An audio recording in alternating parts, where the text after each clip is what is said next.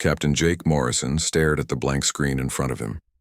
For the third time in 10 minutes, he pressed the communication button and spoke into his headset. Colony 7, this is Terra's watch. Please respond. Only static came back through the speakers. Jake rubbed his tired eyes and looked around the control room of the space station. The other crew members were doing the same thing he was, trying to reach the outer colonies. None of them were having any luck. Lieutenant Amy Peters sat at the communications desk nearby. She had been working for 6 straight hours, sending messages to every human settlement beyond the rim. Her face was pale and worried. Still nothing. From Sector 12, she said without looking up. That makes 43 colonies that have gone quiet in the last 3 days. Jake felt a cold knot form in his stomach. 43 colonies. That was almost every human settlement in the outer regions. People didn't just stop talking. Even if something terrible happened, someone always managed to send a distress call. But there had been no calls for help, no emergency signals, no final messages. Just silence. Dr. Lucas Grant walked into the control room carrying a data pad. The station's science officer looked even more worried than Amy did. He was a thin man with gray hair who usually stayed calm during any crisis. Today his hands were shaking. I've been looking at the pattern, Lucas said, setting his data pad on Jake's desk. The silence started at the furthest colonies and moved inward. Each day the settlements closer to our position stopped responding. Jake looked at the map on the data pad. Red dots marked the colonies that had gone silent. They formed a clear line moving toward human space like a wave of death. How long do we have? Jake asked. Lucas pointed to the edge of the red zone. If the pattern continues, the silence will reach the next group of colonies in about 2 days. After that, he didn't finish the sentence. Commander Helen Brooks entered the room. She was the station's second in command and had been talking with other monitoring stations across human territory. Her expression told Jake everything he needed to know before she spoke. It's happening everywhere, Helen said. Every sector is reporting the same thing. The outer colonies are going dark and nothing we do can reach them. Jake stood up and walked to the main viewing window. Outside, stars filled the black space around them. Somewhere out there, millions of humans had lived and worked on distant worlds just a few days ago. Now those worlds were silent. What could do this? Amy asked. What could make so many people disappear so quickly? Lucas cleared his throat. I've been thinking about that. We've always known that other intelligent species might exist out there. If something wanted to destroy human colonies, this is exactly how it would look. The room became very quiet. Everyone had thought about alien contact before, but they had always imagined it would be different.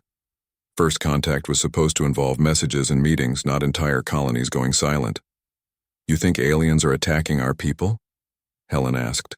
I think something is systematically removing human presence from the outer rim, Lucas replied. Whatever it is moves fast and leaves no survivors to send warnings. Jake felt sick. He thought about all the families, all the children who had lived on those colonies. Mining families, farmers, researchers, ordinary people who had gone to space to build new lives. If Lucas was right, they were all gone.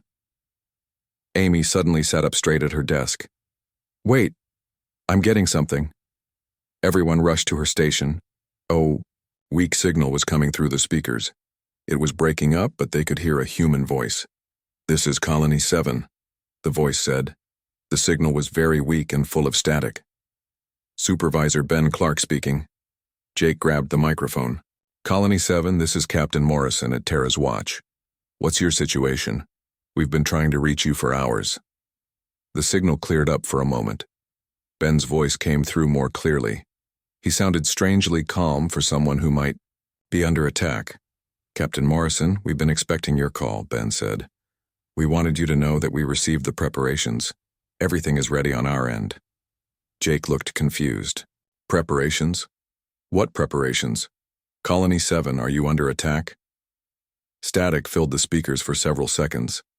When Ben's voice returned, it was even calmer than before. We're fine, Captain. Better than fine, actually. We wanted to send one last message before we implement the final protocol. Final protocol? Jake asked. Ben, what are you talking about? What's happening out there? The signal became clear one more time. Ben's next words were spoken slowly and clearly as if he wanted to make sure everyone heard them. We're prepared, Captain Morrison. The question is, are you? The signal cut to static and then died completely. Amy tried everything she could to bring it back, but Colony 7 had joined the silence that was spreading across human space. Jake stared at the dead communication panel. Ben's final words echoed in his mind. The way he had said them wasn't frightened or desperate. It was almost like a warning, but a warning about what? Lucas was studying his datapad again. That message doesn't make sense, he said. If they were under attack, why did Ben sound so calm? And what did he mean about preparations? Helen shook her head. Maybe they knew something was coming. Maybe all the colonies knew. Jake felt a chill run down his spine. If the colonies had known about the danger, why hadn't they warned anyone? And if they were prepared, why had they all gone silent? Outside the viewing window, the stars continued to shine in the darkness. But now Jake wondered what else was out there, moving through the black space between worlds. Whatever it was, it had reached 43 human colonies and left nothing but silence behind. And according to Ben Clark's final message, it was coming for them next. 3 months had passed since the outer colonies went silent. Captain Jake Morrison had grown used to the empty space where human settlements once existed. Every day brought the same routine, sending messages to dead worlds and getting no response. The crew of Terra's watch had become quiet and nervous. They all knew something terrible had happened, but nobody talked about it anymore. There was nothing left to say. That changed on a Tuesday morning when Lieutenant Amy Peters suddenly jumped up from her communications desk. Captain Morrison, you need to hear this right now, she said, her voice shaking. Jake hurried over to her station. Amy was wearing headphones and her face had gone completely white. She handed him a second pair of headphones and pointed to her screen. It's coming from the direction of the outer rim, she whispered. It's not human. Jake put on the headphones and listened. At first he heard only strange clicking and buzzing sounds. Then a voice began speaking in perfect English. The voice was cold and had no emotion in it at all. Attention, humans of the inner territories, the voice said. This is the HFY hegemony. We are broadcasting this message to all human communication networks. Jake's blood turned cold. He had never heard of the HFY hegemony, but he knew this was what had happened to the colonies. We have eliminated the human presence from 47 worlds in your outer territories, the voice continued. This was necessary to prevent the spread of your species beyond acceptable limits. Dr. Lucas Grant and Commander Helen Brooks came, running into the control room. Amy quickly connected the transmission to the main speakers so everyone could hear. Your species has been observed for 63 of your years, the alien voice said. We have studied your history, your wars, and your expansion patterns. We have concluded that humans represent a contamination risk to galactic civilization. Go felt anger building in his chest.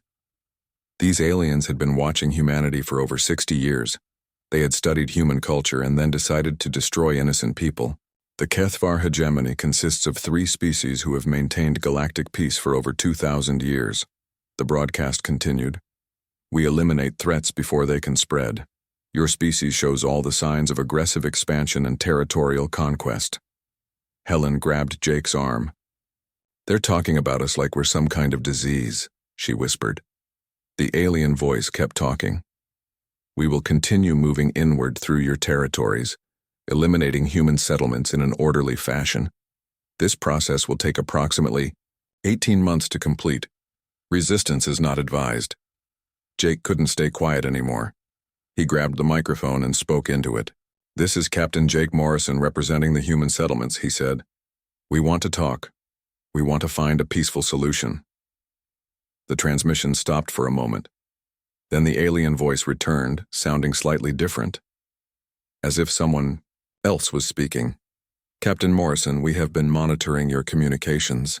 We know you are the commander of Monitoring Station Terra's Watch. Your desire for peaceful discussion has been noted. Jake felt a small hope. Maybe they could reason with these aliens. Maybe they could work something out. We have studied your diplomatic processes, the voice continued. We have observed how humans negotiate and make agreements. We have also studied how humans break those agreements when it serves their interests. The hope in Jake's chest died.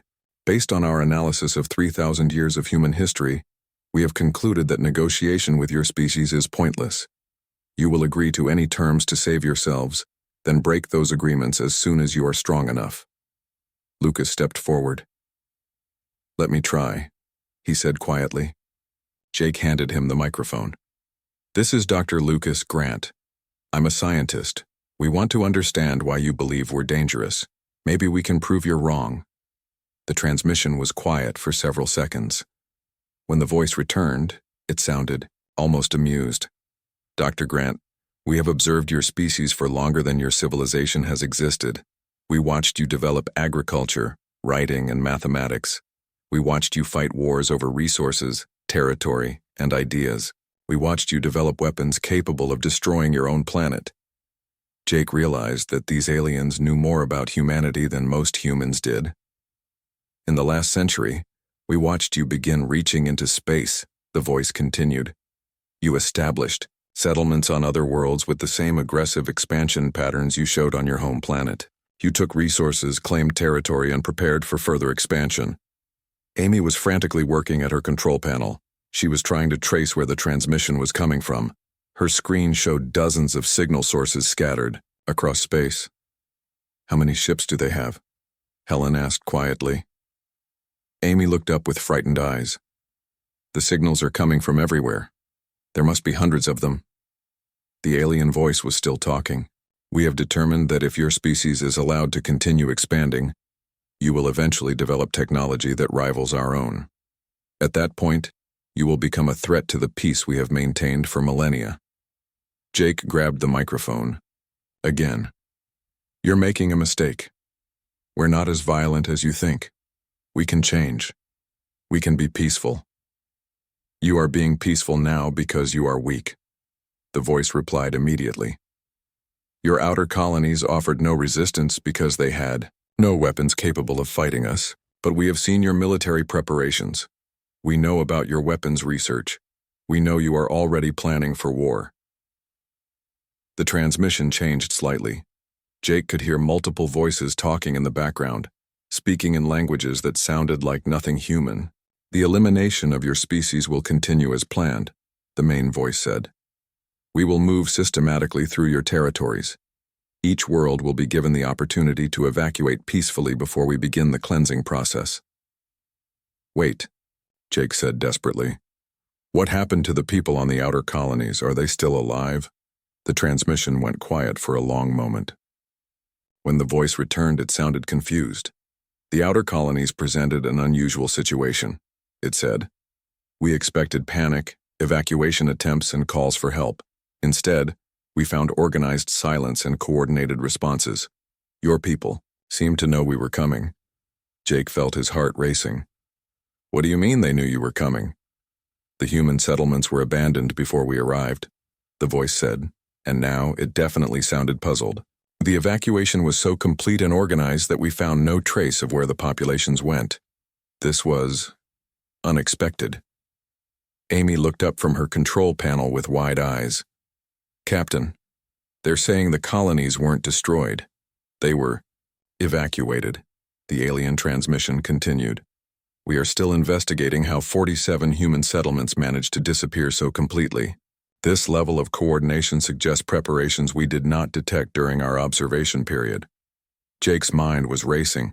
If the colonies had been evacuated, where had all those people gone? And how had they known the aliens were coming?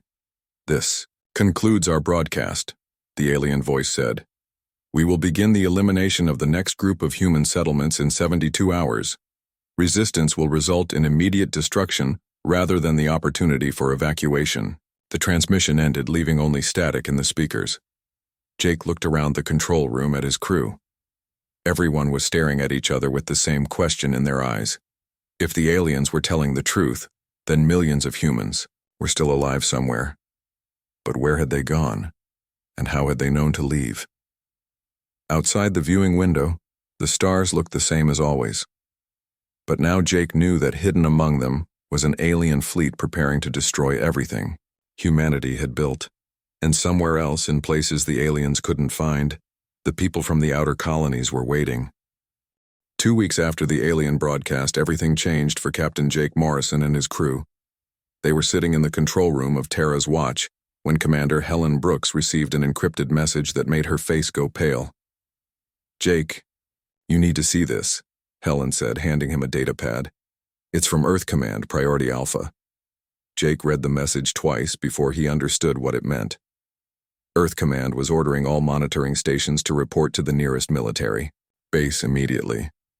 The message was signed by people Jake had never heard of, but their titles were impressive. Admiral Tony Harris, Director of Colonial Defense, Dr. Maria Santos, Head of Terraforming Operations, Colonel Steve Parker, Special Operations Command. "I've never heard of these people," Jake said. "Have you?" Helen shook her head. "But look at the authentication codes. These are real orders from the highest levels of government." Dr. Lucas Grant looked up from his science station. "I know Dr. Santos," he said quietly. "She's famous in terraforming research, but I thought she worked on peaceful projects, not military ones." Lieutenant Amy Peters was monitoring communications when her screen suddenly lit up with incoming signals.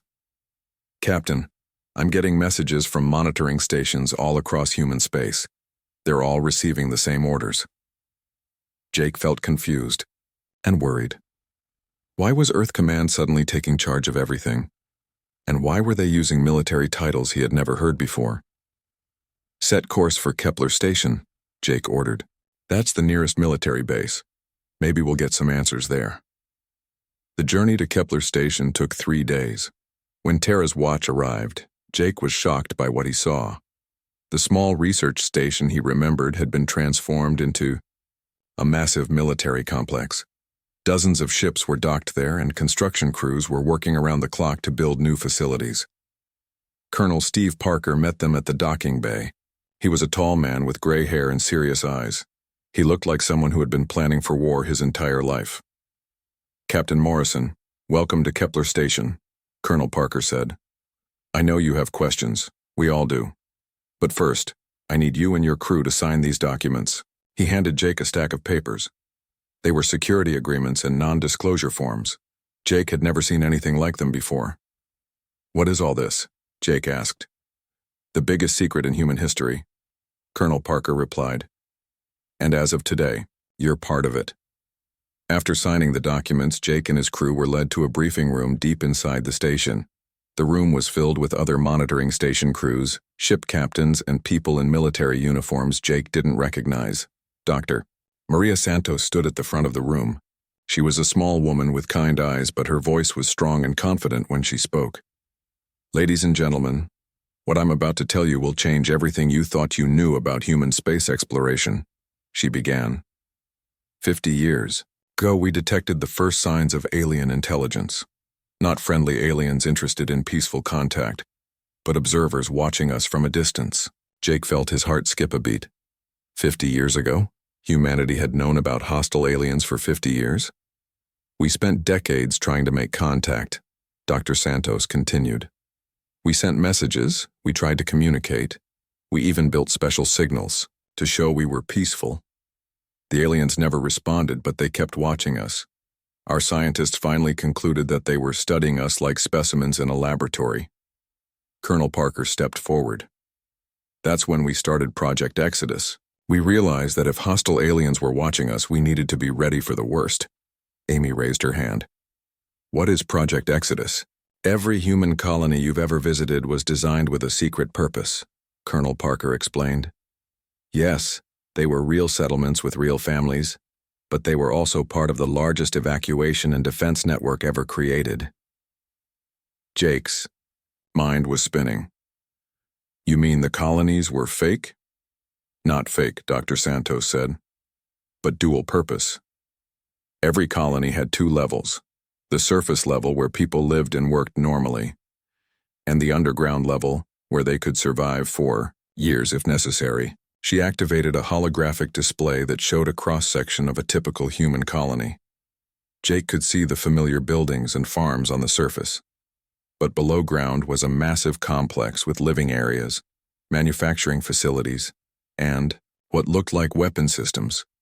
Every colonist knew about both levels, Dr. Santos continued. They lived normal lives on the surface, but they also trained for evacuation procedures. When the aliens finally revealed themselves, the colonies were ready. Colonel Parker touched a control, and the display changed to show a map of human space. The outer colonies weren't destroyed by the aliens. They were evacuated through a network of hidden tunnels and underground transport systems we've been building for decades. Jake stared at the map. Lines connected every human settlement, showing a vast network of hidden passages and supply routes. Where did all the people go? Helen asked. Underground cities, Dr. Santos replied. We've been building them for 40 years. Every major planet in human space has hidden facilities that can support millions of people. The aliens have been looking at the surface and thinking they're winning. But our real population is safely hidden below ground. Captain Kyle Anderson, who Jake now realized was also part of the secret project, stood up. The colonies weren't just evacuation sites.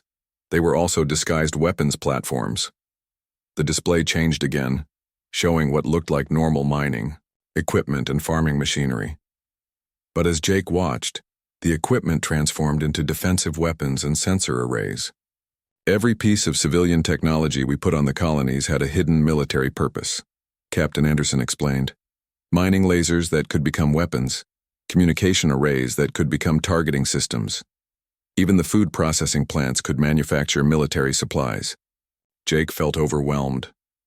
How many people knew about this? More than you might think, Colonel Parker said. Every colonial administrator, every ship captain, every senior researcher. The regular colonists knew about the evacuation procedures, but most didn't know about the military aspects. Amy looked confused. But why didn't you tell the monitoring stations? Why didn't you tell us? Dr. Santos smiled sadly. Because you needed to react naturally when the aliens revealed themselves. Your genuine surprise and fear made the aliens think they had caught us unprepared. They thought they were dealing with helpless civilians. The room was quiet as everyone processed this information. Jake thought about Ben Clark's final message from Colony 7. We're prepared. Are you? Now he understood what Ben had meant. The aliens studied us for 60 years, but they were only watching the surface, Colonel C. Parker said. They saw human expansion and assumed we were like them, conquerors looking for territory. They never realized we were actually preparing for defense. Dr. Santos activated another display showing alien ship movements. While they were observing us, we were observing them. Every probe they sent, every scout ship, every surveillance satellite, we tracked all of it. We know their technology, their tactics, and their weaknesses. Jake felt a strange mixture of relief and anger. Relief that millions of humans were still alive. Anger that he had been kept in the dark about something so important. What happens now? He asked. Colonel Parker's expression became grim. Now we show the aliens what human preparation really looks like.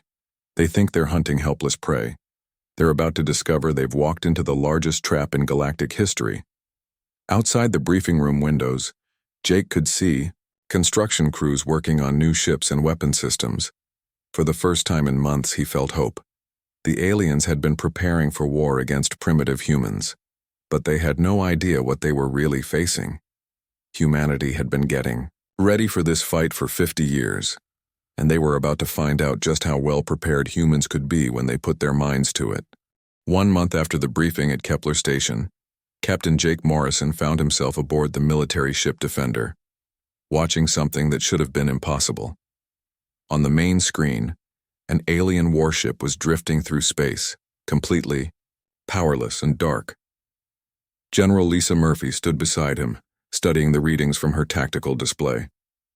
She was the commander of humanity's new combined fleet, and she had been coordinating attacks against alien forces for 3 weeks. That's the 5th one this week, General Murphy said with satisfaction. The aliens are starting to realize they're not hunting helpless colonists anymore.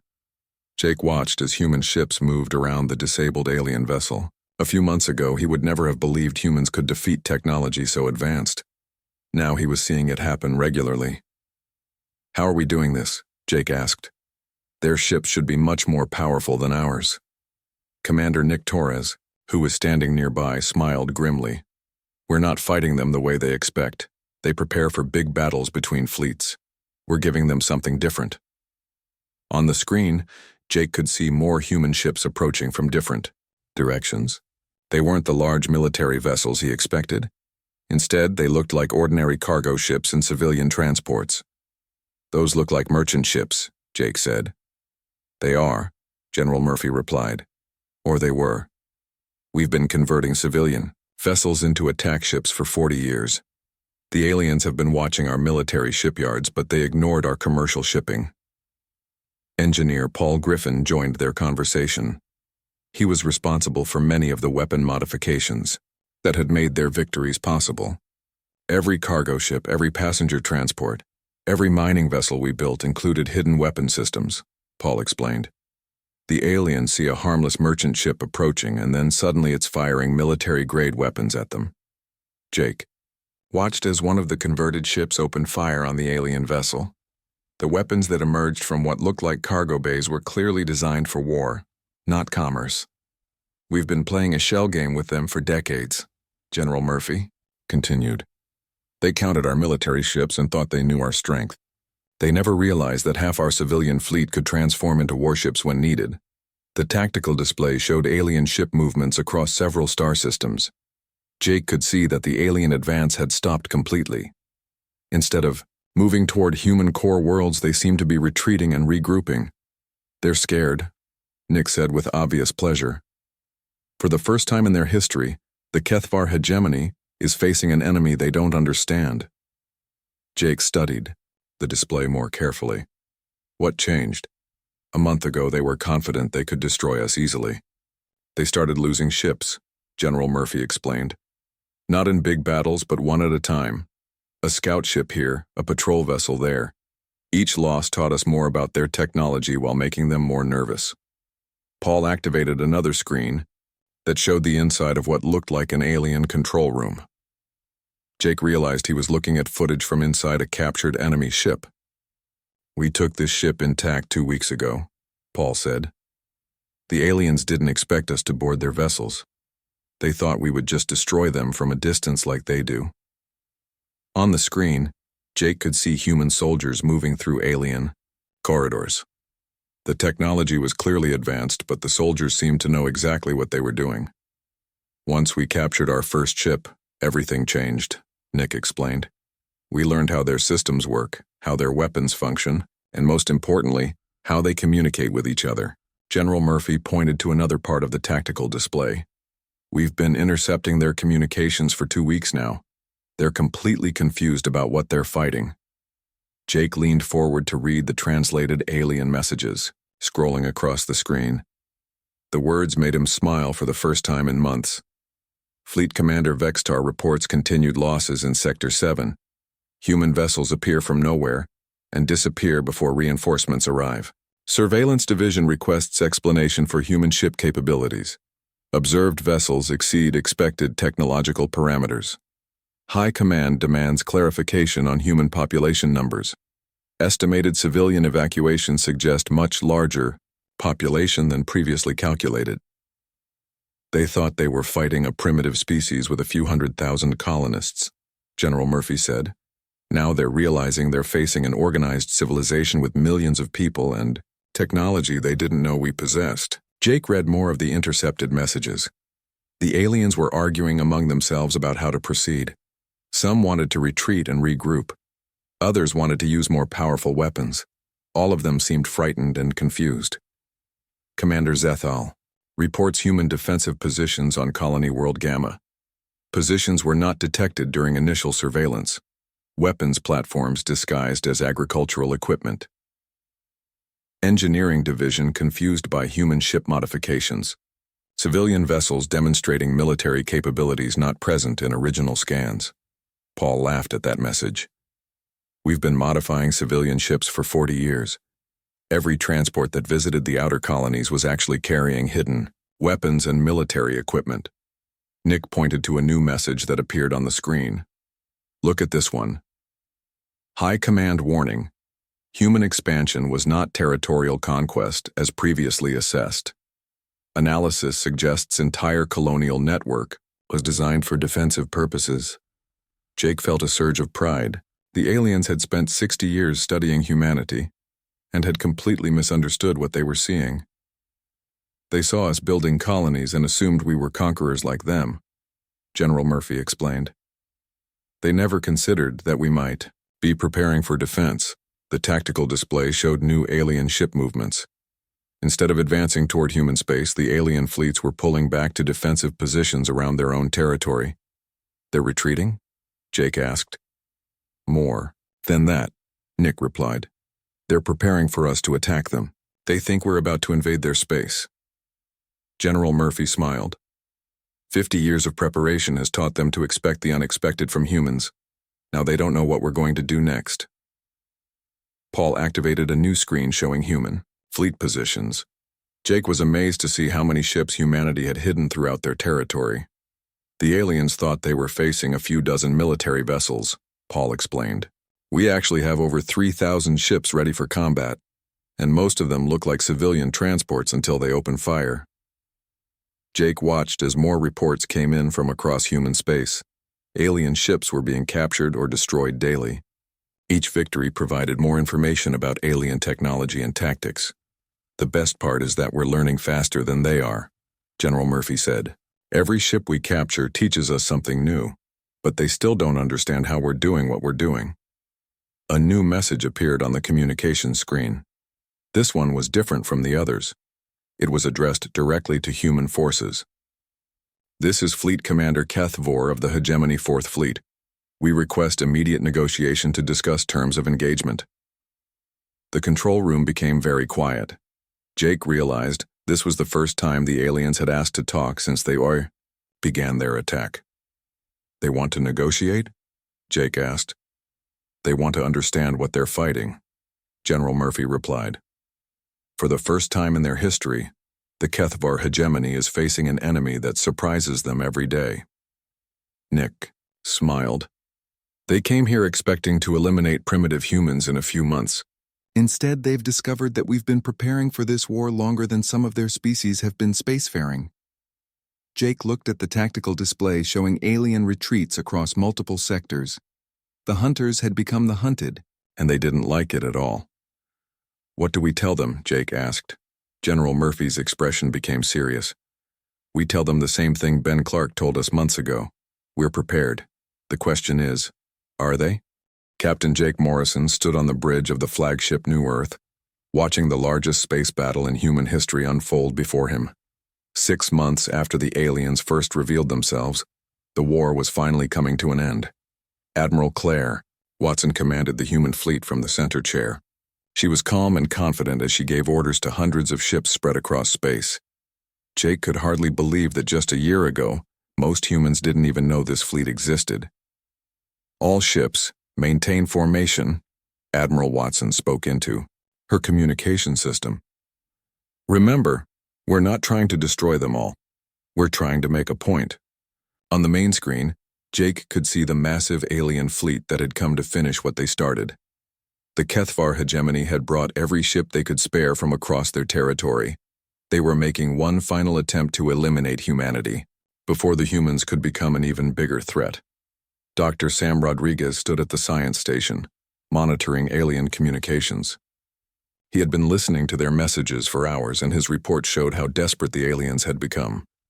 They're arguing again, Dr. Sam reported. Fleet Commander Kethavor wants to retreat. High Command is ordering him to press the attack. They can't agree on what to do. Jake watched the alien ships on the display. There were thousands of them, arranged in perfect military formations. They had superior technology and more experience with space warfare. By all logic, they should have been winning easily. But they weren't winning. In fact, they were losing badly. How many ships do we have now? Jake asked. Admiral Watson smiled. 4,312. And that's just the ones the aliens can see. Jake stared at the tactical display. The human fleet was enormous. Ships of every size and type filled the space around them. Most of them had started as civilian vessels, cargo haulers, passenger, transports, mining ships, research vessels. Now they were all armed and ready for war. Where did they all come from? Jake asked.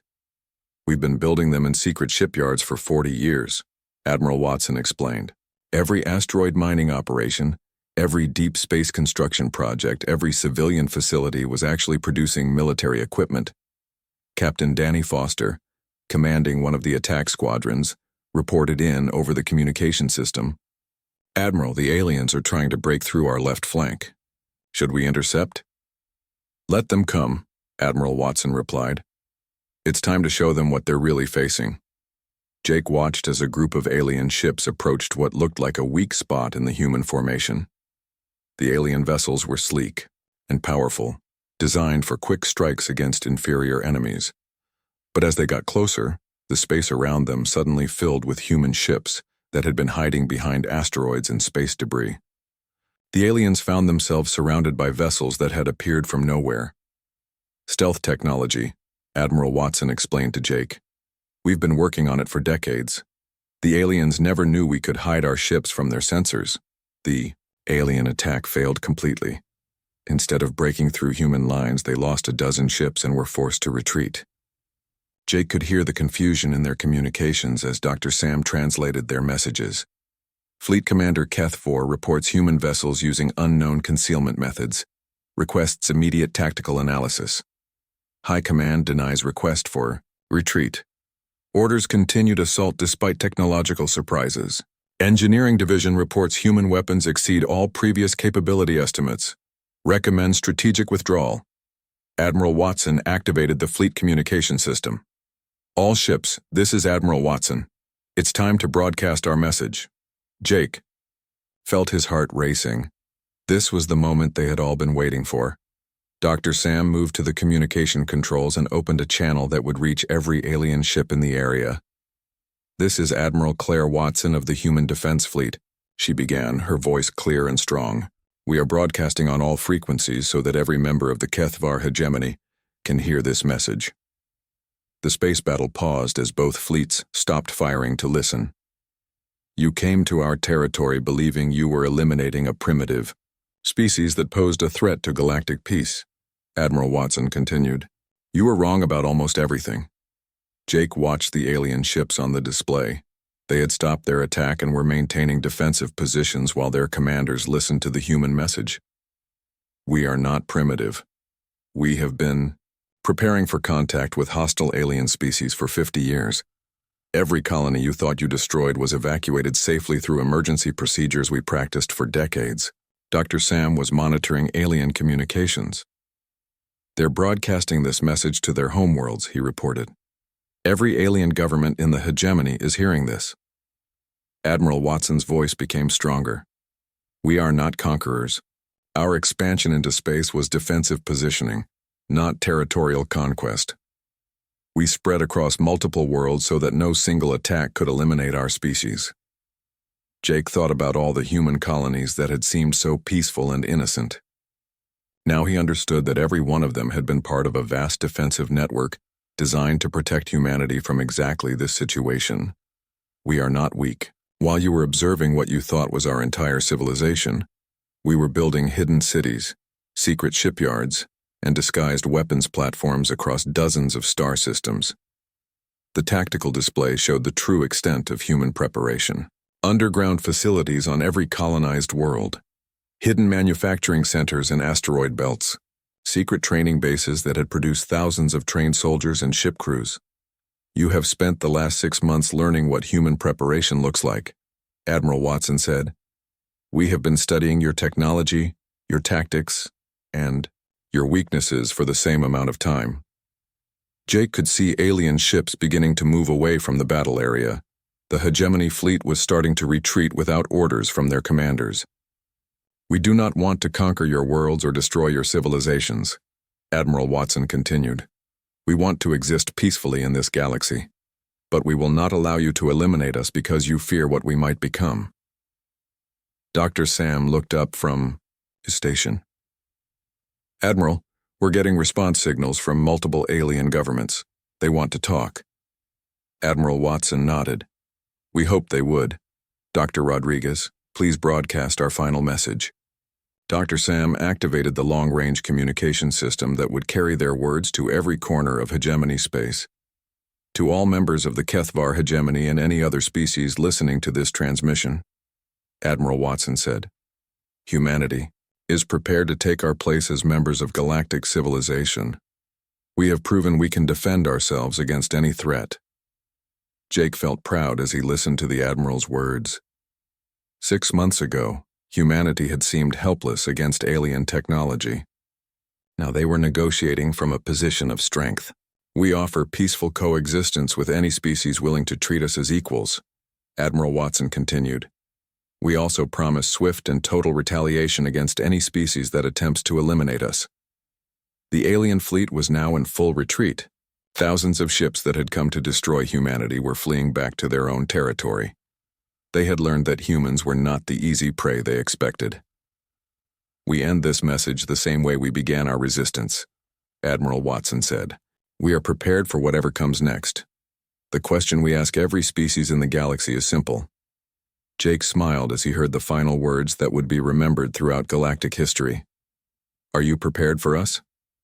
The transmission ended, and the space around them was quiet except for the sound of alien ships jumping to faster-than-light travel. The HFY hegemony was going home, carrying the news that humanity was not a species to be trifled with. Jake looked around the bridge at his fellow humans. 6 months ago, they had been terrified by the discovery of hostile aliens. Now they were the ones that other species would fear and respect. Admiral Watson sat back in her command chair and smiled. Well, Captain Morrison, I think we've answered their question about human preparedness. Jake nodded, watching the last alien ships disappear into the distance. Humanity had passed its first test as members of galactic civilization. They had proven they belonged among the stars, not as conquerors or victims, but as equals who were ready for anything the universe could offer. The galaxy would never underestimate humans again.